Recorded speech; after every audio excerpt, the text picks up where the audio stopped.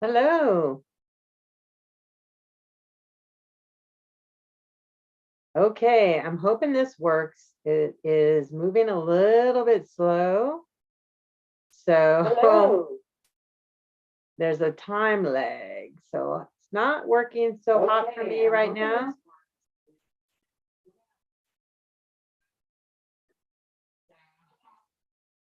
So the secret is we're having a big storm on the central coast of California. And one of the questions I got asked today was, how do I handle stress?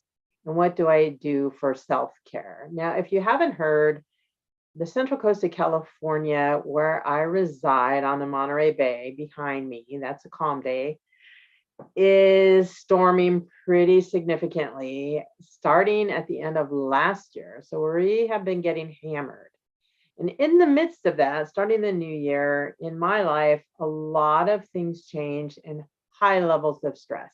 So dealing with things like loss of housing, business shut down through the pandemic, health care challenges due to toxic mold exposure, meaning I had 20 years of mold in my body, and they finally got it out. But I'm on that healing journey in the midst of all this, what looks like turbulence. And it is turbulence, don't get me wrong. But how do you deal with stress? You can let me know in the comments.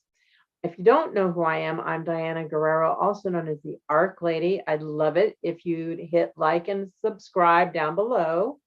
But I wanted to share a little bit about my routine because right now it's changed a bit. I normally swim in the sea every single day, and I have not been able to do that since only once since before December 31st because of these crazy waves and currents. Our sea levels are really high. We've had waves ranging from 8 feet to 60 feet, 40 feet, today 20 to 30 feet. Sometimes they're washing over the roads. They've flooded homes. They've closed the roads. They're like, it's just crazy. Big gale force winds, 60 miles per hour and even less. So you might have seen some of those images out there. So normally my self-care is I get in the sea, it cures whatever ails me. It just slipping into the sea is my zen. It does all kinds of things for the body, mind, and spirit. So what am I doing now? I have a lot of really good skill sets, but I'm trying to get out in nature during the breaks. That's the biggest thing for me. So for me, it's navigating through nature.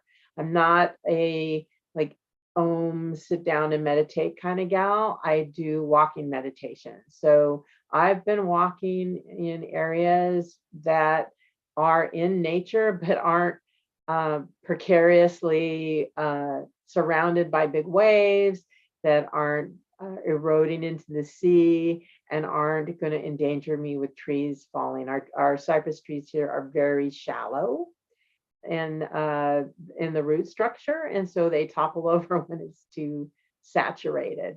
So things that can be substituted for a swim in the sea, Epsom salt baths.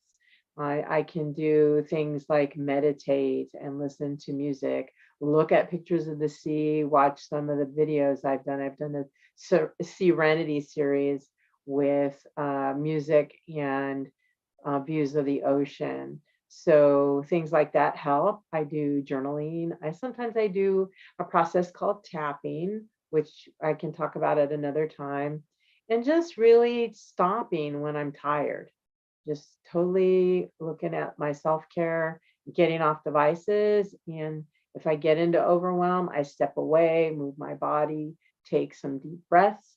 So if you're looking for something to do related to your stress and self-care, deep breathing is a good way to do it, and movement, walking in nature and being really present. I'll be talking about things in the future, but I just wanted to share those things with you. And if you are in the Central Coast of California or in some other really volatile weather situation, just know that you can do things to calm yourself and keep on top of just keeping yourself centered.